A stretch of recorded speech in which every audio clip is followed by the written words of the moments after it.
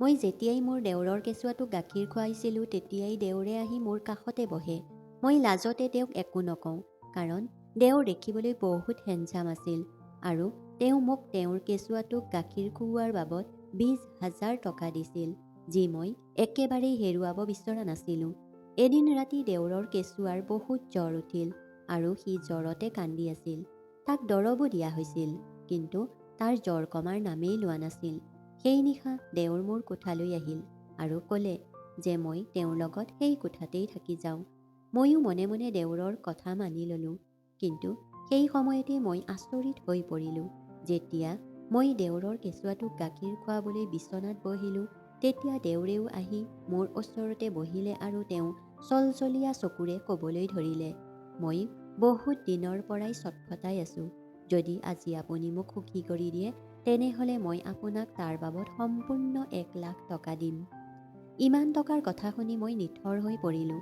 দেউৰ দেখিবলৈও বহুত শক্তিশালী আছিল।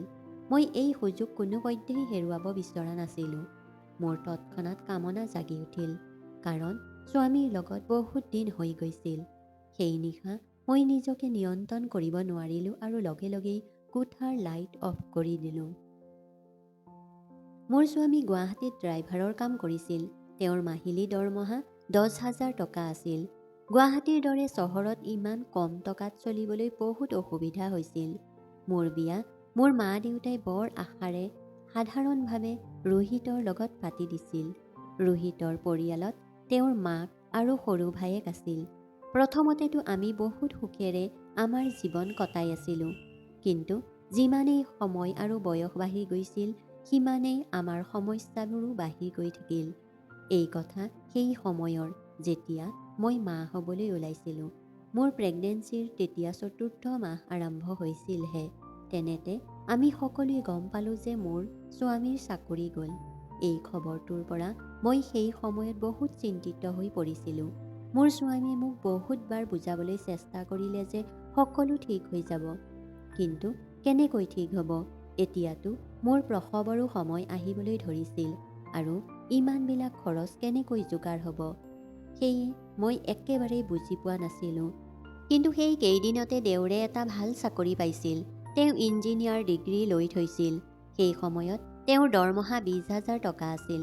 এতিয়া ঘৰৰ সকলো খৰচ দেউৰৰ দৰমহাৰ পৰাই চলি আছিল।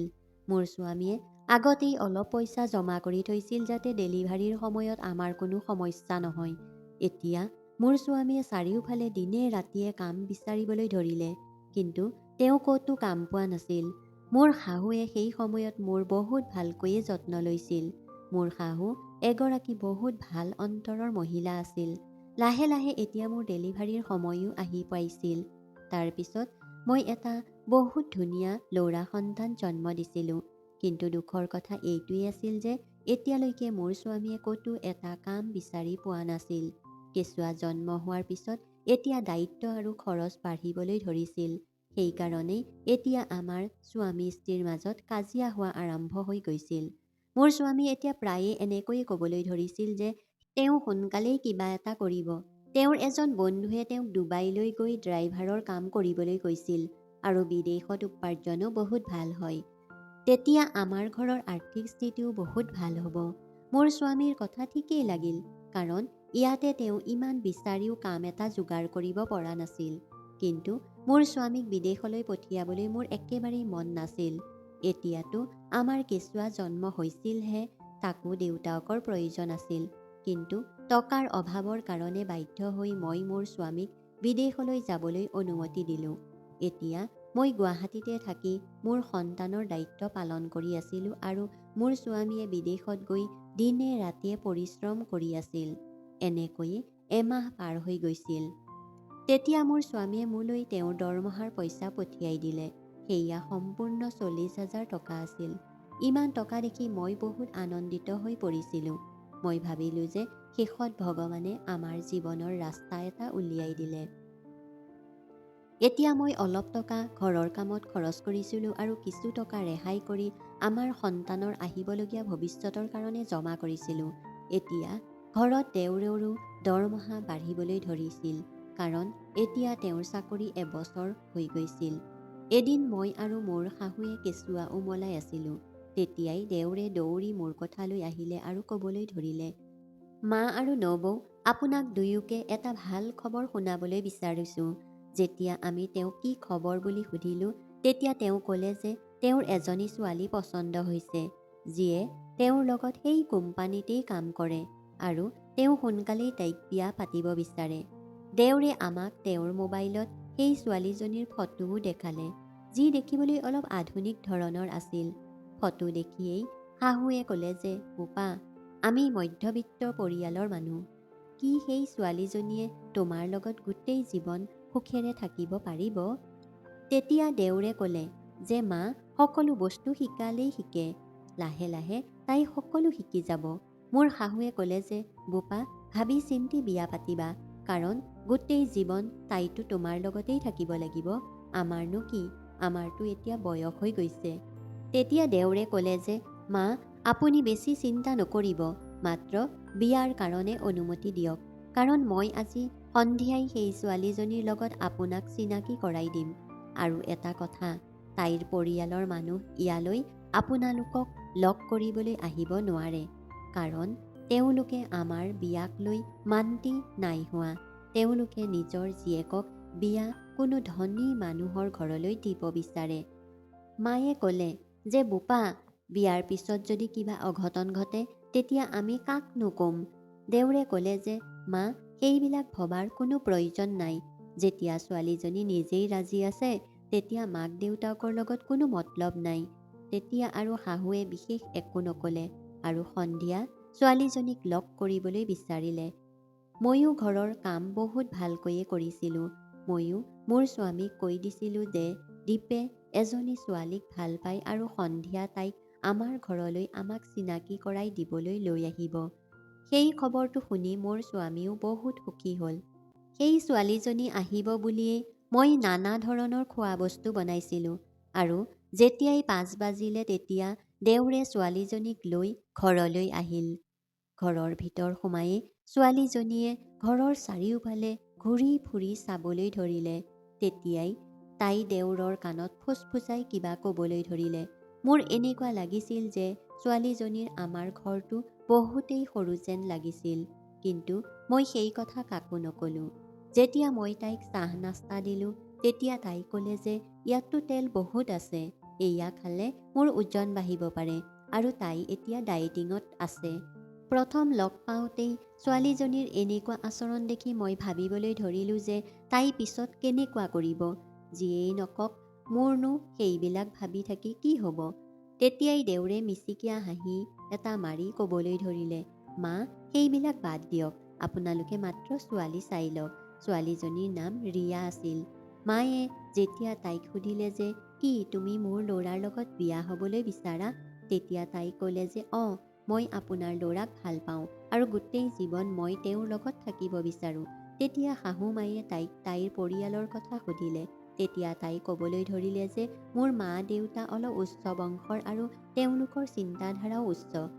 যদি তেওঁলোকে আপোনালোকৰ এই সৰু ঘৰটো দেখে, তেতিয়াহ'লে তেওঁলোকে কেতিয়াও এই বিয়াক লৈ মান্তি নহ'ব। আপোনালোকে সেই চিন্তা নকৰিব। বিয়া হৈ যোৱাৰ পিছত মই তেওঁলোকক নিজেই মান্তি কৰাই ল'ম। তেতিয়া তেওঁলোকে মোক নিশ্চয় আঁকোৱালি ল'ব। তেওঁলোকে মোক বহুত ভাল পায়। মোৰ দেউৰেও তাইৰ সেই কথাত মান্তি হৈ গৈছিল।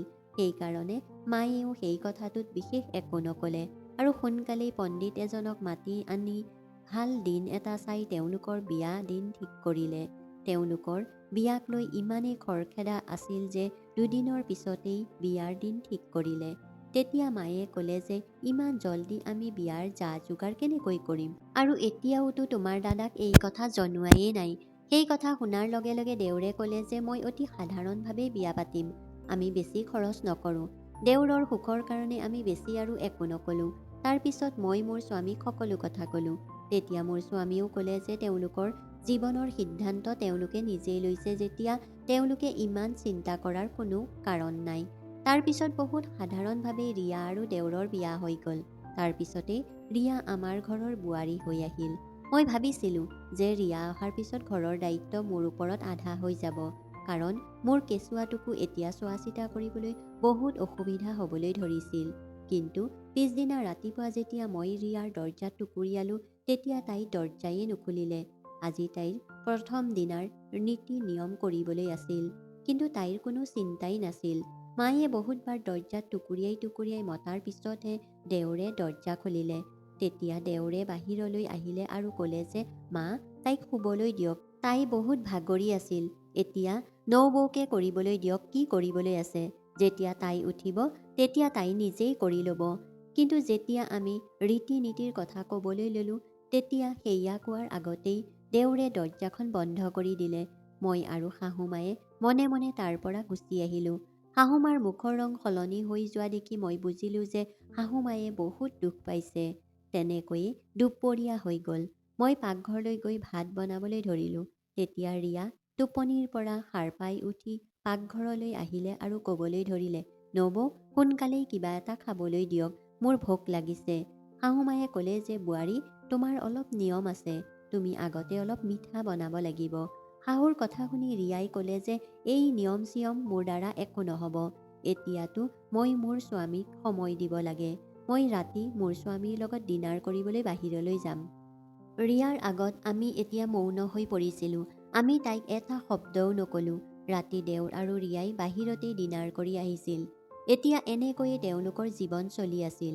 তেওঁলোকে ৰাতিপুৱা অফিচলৈ গুচি গৈছিল আৰু ৰাতি বাহিৰতেই ডিনাৰ কৰি ঘৰলৈ উভতিছিল।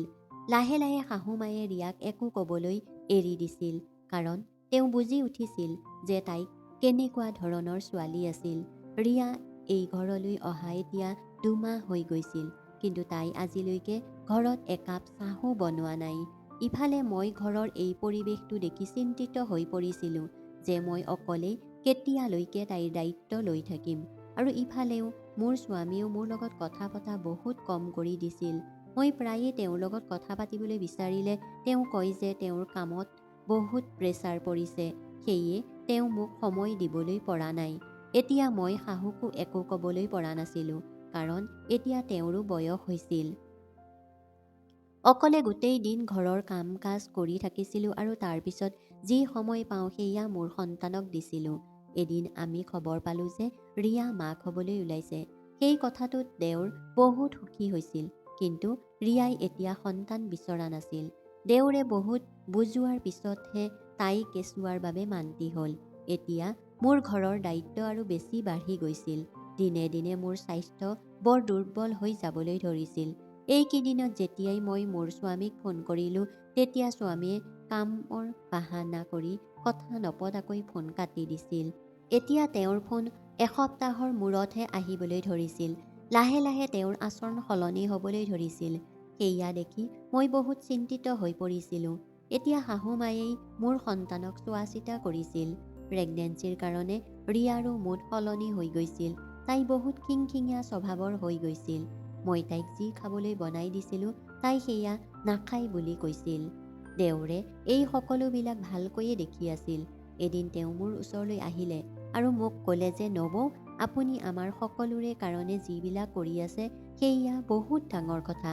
আপুনি গোটেই ঘৰখনেই ইমান ভালকৈ চলাই আছে, নিজৰ সন্তানৰ লগতে মোৰ পত্নীৰো চোৱা চিতা কৰি আছে।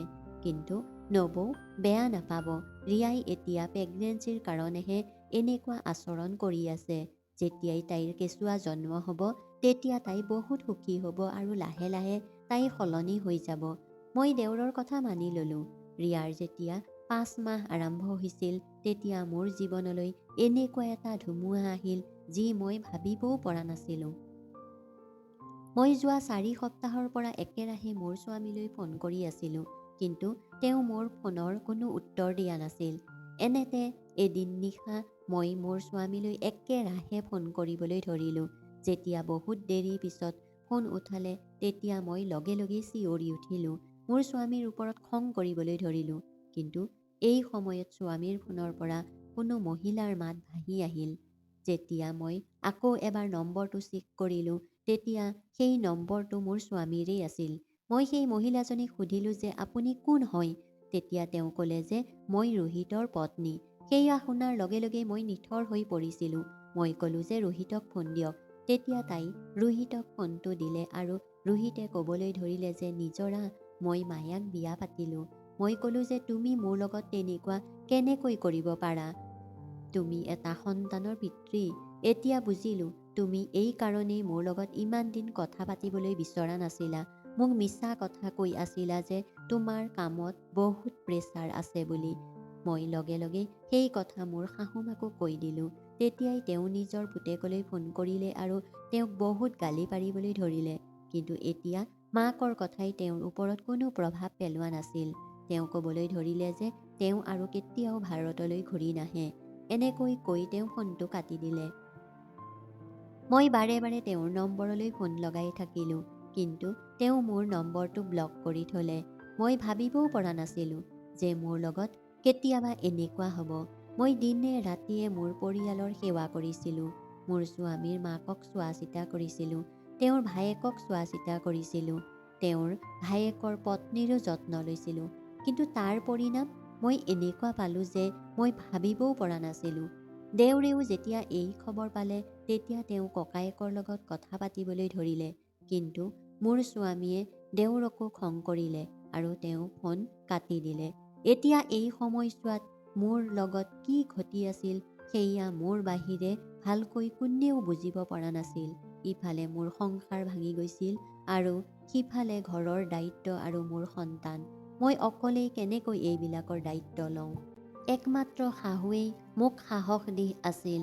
মোৰ মা দেউতায়ো যেতিয়া সেই কথা গম পালে তেতিয়া তেওঁলোকে বহুত খং কৰিলে। মোৰ শাহুৰো মুখৰ মাত নোহোৱা হৈ গৈছিল।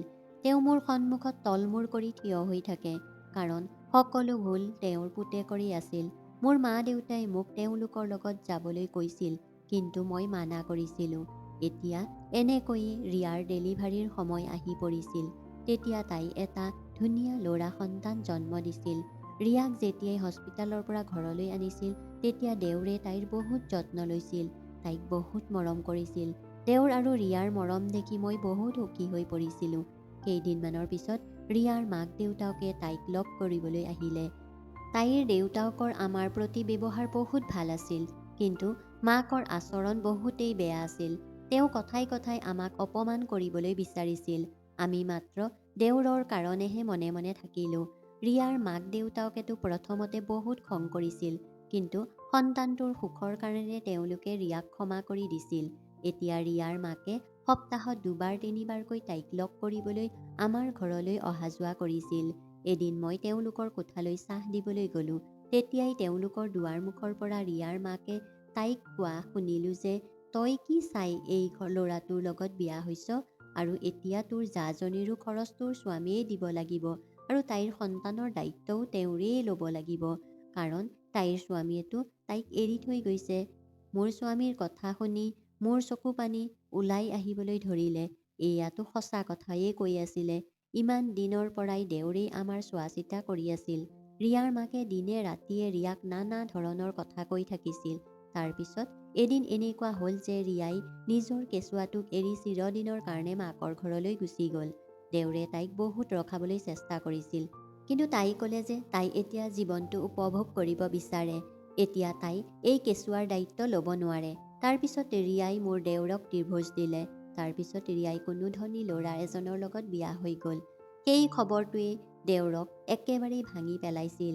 এতিয়া মোৰ ওপৰত আকৌ এবাৰ আকাশখন খহি পৰা যেন লাগিছিল। এতিয়া মই এটা নহয় দুটাকৈ সন্তানক চোৱা চিতা কৰিবলগীয়া হৈছিল আৰু লগতে ঘৰৰ দায়িত্ব আছেই। মোৰ মা দেউতাই বাৰে বাৰে কৈ আছিল যে তই ঘৰলৈ আহি যা, আমি তোৰ দায়িত্ব ল'ম, কিন্তু মই তেওঁলোকক কথাত আওকাণ কৰিছিলোঁ। এতিয়া মই মোৰ কেঁচুৱাটোৰ লগতে দেউৰৰ কেঁচুৱাটোকো গাখীৰ খুৱাবলৈ লৈছিলোঁ। দেউৰৰ কেঁচুৱাটো দেখিবলৈ বহুত মৰম লগা আছিল। এতিয়া দেউৰে যেতিয়াই ঘৰলৈ আহিছিল তেতিয়া নিজৰ কেঁচুৱাটোৰ লগতে মোৰ কেঁচুৱাটোলৈও সকলো লাগতিয়াল বয় বস্তু আনিছিল। দুটাকৈ কেঁচুৱা চোৱা চিতা কৰাটো এজনী মহিলাৰ কাৰণে সঁচাকৈয়ে বহুত কঠিন কাম, আৰু লগতে গোটেই ঘৰখনৰ কাম কাজ আছেই। সেইকাৰণে মোৰ স্বাস্থ্য দিনে দিনে বেয়া হৈ যাবলৈ ধৰিছিল। কিন্তু এতিয়া দেউৰে মোৰ বহুত যত্ন লৈছিল। সদায় মোক খোৱা বোৱা ভালকৈ কৰিবলৈ কৈছিল, কাৰণ তেওঁ জানিছিল যে এতিয়া তেওঁৰ সন্তানৰ চোৱা চিতা ময়েই কৰিব লাগিব। তেওঁ প্ৰায়ে মোক কৈ থাকে যে নবৌ, যদি মই সেইদিনা ৰিয়াক বিয়া নকৰালোহেঁতেন তেতিয়াহ'লে মই কেতিয়াও এই দিন দেখিবলগীয়া নহ'লহেঁতেন। সঁচাকৈয়ে তাই মোৰ লগত মিলা আমাৰ ঘৰৰ লগত মিলিব পৰা ছোৱালী নাছিল। এতিয়া মাত্ৰ মোৰ কেঁচুৱাটোক লৈহে চিন্তা। এতিয়া মোৰ ল'ৰা লাহে লাহে ডাঙৰ হ'বলৈ ধৰিছিল। আনহাতে দেউৰৰ সন্তান এতিয়াও সৰু হৈয়ে আছিল। মই যেতিয়াই দেউৰৰ কোঠালৈ গৈ তেওঁৰ কেঁচুৱাটোক গাখীৰ খুৱাওঁ তেতিয়া তেওঁ লাজতে কোঠাৰ পৰা বাহিৰলৈ ওলাই গৈছিল। এতিয়া এনেকৈ সম্পূৰ্ণ এবছৰ পাৰ হৈ গৈছিল। ইফালে দেউৰৰ পত্নীয়ে তেওঁৰ সন্তানক এৰি গুচি গৈছিল আৰু মোৰ স্বামীয়ে মোৰ সন্তানক এৰি গুচি গৈছিল। এতিয়া দেউৰ আৰু মই নিজৰ সন্তানৰ কাৰণেই জীৱন পাৰ কৰি আছিলোঁ। এতিয়া দেউৰে যি উপাৰ্জন কৰে সেয়া মোৰ হাতত আনি দিছিল। মই যেতিয়াই সেয়া নলওঁ বুলি কওঁ তেতিয়া তেওঁ কৈছিল যে এয়া আপোনাৰ অধিকাৰ। আপুনি মোৰ সন্তানৰ দায়িত্ব লৈছে, তাক লালন পালন কৰিছে, লগতে এই ঘৰখনো ভালকৈ চোৱা চিতা কৰিছে। মই তেওঁৰ কথা শুনি মৌন হৈ পৰিছিলোঁ। তেওঁ প্ৰতি সপ্তাহে বন্ধৰ দিনত মোক আৰু কেঁচুৱা দুটাক পাৰ্কত ফুৰাবলৈও লৈ যায়। তেতিয়া মই বহুত সুখী হৈ পৰোঁ। লাহে লাহে এই সকলোবোৰ মোৰ ভাল লাগিবলৈ ধৰিলে, কাৰণ বহুত সময়ৰ পিছত ময়ো কাৰোবাৰ মৰম পাইছিলোঁ যি মোক মোৰ দেউৰে দি আছিল। তেওঁ এজন স্বামী আৰু পিতৃৰ দায়িত্ব পালন কৰি আছিল। এদিন মই আৰু দেউৰ দুয়ো আমাৰ সন্তানৰ লগত খেলি আছিলোঁ। তেতিয়াই মোৰ শাহু আমাৰ কোঠালৈ আহিলে আৰু ক'বলৈ ধৰিলে যে মোৰ তোমালোকৰ লগত অলপ কথা পাতিবলৈ আছে। তাৰ পিছত তেওঁ ক'বলৈ ধৰিলে যে তোমালোকে ইজনে সিজনৰ লগত বিয়া পাতি লোৱা আৰু এই সম্পৰ্কৰ এটা নাম দিয়া, কাৰণ তোমালোক দুয়োৰে সন্তানক মাক আৰু দেউতাকৰ মৰম একেলগেই লাগিব আৰু লগতে তেওঁলোকৰ পৰিচয়ো লাগিব। পিতৃ মাতৃৰ মোৰ এজন পুত্ৰই বিশ্বাসঘাতকতা কৰিলে আৰু এজন পুত্ৰৰ জীৱন এজনী ছোৱালীয়ে ধ্বংস কৰিলে আৰু মই মোৰ পৰিয়ালটোক মোৰ চকুৰ সন্মুখতে ভাঙি যোৱাটো চাই থাকিব নোৱাৰোঁ। সেইকাৰণে মই বিচাৰোঁ যে তোমালোক দুয়োৱে বিয়া পাতি লোৱা আৰু এয়াই তোমালোকৰ দুইজনৰ কাৰণেই ভাল হ'ব। যদি তোমালোক দুয়োৱে আন কাৰোবাৰ লগত বিয়া হোৱা তেতিয়াহ'লে নাজানো তেওঁলোকে সঁচা অন্তৰেৰে এজনী মাক বা এজন দেউতাকৰ দায়িত্ব পালন কৰিব পাৰিবনে নোৱাৰে। সঁচাকৈ শাহুমায়ে যি কৈছিল সেয়া ঠিকেই আছিল। মই আৰু দেউৰে গভীৰভাৱে ইজনে সিজনৰ চকুলৈ চাবলৈ ধৰিলোঁ। কেনেবাকৈ ময়ো তেওঁৰ প্ৰতি আকৰ্ষিত হ'বলৈ ধৰিছিলোঁ, কাৰণ তেওঁ মোৰ বহুত যত্ন লৈ আছিল। তেওঁ কেতিয়াও মোক টকা পইচাৰ অভাৱ হ'বলৈ দিয়া নাছিল। তেওঁ যি উপাৰ্জন কৰিছিল সেয়া পত্নীৰ দৰে মোৰ হাতত দিছিল। মোৰ সন্তানৰো বহুত ভালকৈ যত্ন ৰাখিছিল। সেইকাৰণে মাৰ সেই কথাটোত মই কোনো ধৰণৰ আপত্তি নকৰিলোঁ আৰু দেউৰৰো এই কথাটোত কোনো ধৰণৰ আপত্তি নাছিল। তেওঁ বিয়াৰ বাবে মান্তি হৈ গ'ল। তাৰপিছত ঘৰতে পণ্ডিতক মাতি আমাৰ বিয়া পাতি দিয়া হ'ল। আজি মোৰ ফুলশয্যাৰ নিশা আছিল। দুয়োটা সন্তানকে মাৰ লগত শুৱাই থৈছিলোঁ। এতিয়া দেউৰক মোৰ স্বামীৰ ৰূপত দেখাটো মোৰ বাবে অলপ অদ্ভুত লাগিছিল। মই লাজে লাজে বিচনাত বহি আছিলোঁ। তেতিয়াই দেউৰ কোঠালৈ আহিলে আৰু মোৰ হাতত ধৰি ক'বলৈ ধৰিলে যে আজিৰ পৰা আপুনি মোৰ পত্নী। মই জানো যে এয়া আপুনি ইমান সহজে মানি ল'ব নোৱাৰে, কিন্তু লাহে লাহে সকলো ঠিক হৈ যাব।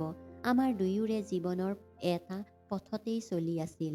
দাদা যোৱাৰ পিছত মোৰো বহুত দুখ লাগিছিল, কিন্তু বিশ্বাস কৰক আজিৰ পৰা আপোনাৰ কেতিয়াও কোনো ধৰণৰ অসুবিধা হ'বলৈ নিদিওঁ। মই জীৱনভৰ আপোনাৰ লগত থাকিম আৰু যেতিয়াই আপুনি আমাৰ এই সম্পৰ্কটো আগবঢ়াবলৈ বিচাৰিব তেতিয়াহে মই আগবাঢ়িম। নিজৰ স্বামীৰ মুখত এনেকুৱা কথা শুনি মই বহুত সুখী হৈছিলোঁ। এতিয়া মই তেওঁৰ লগত বহুত সহজ হৈ উঠিছিলোঁ।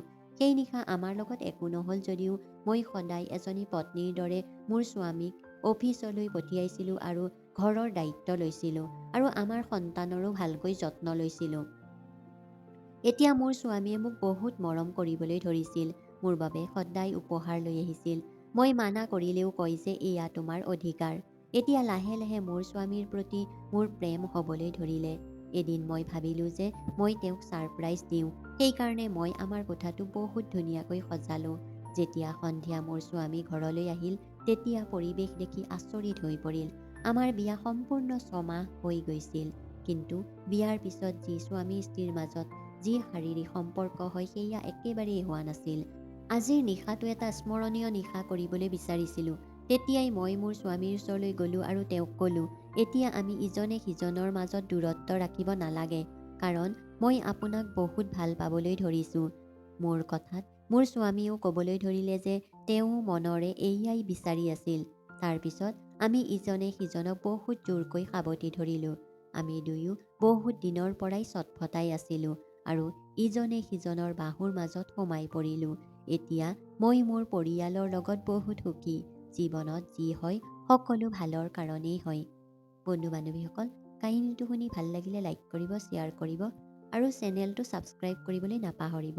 ধন্যবাদ।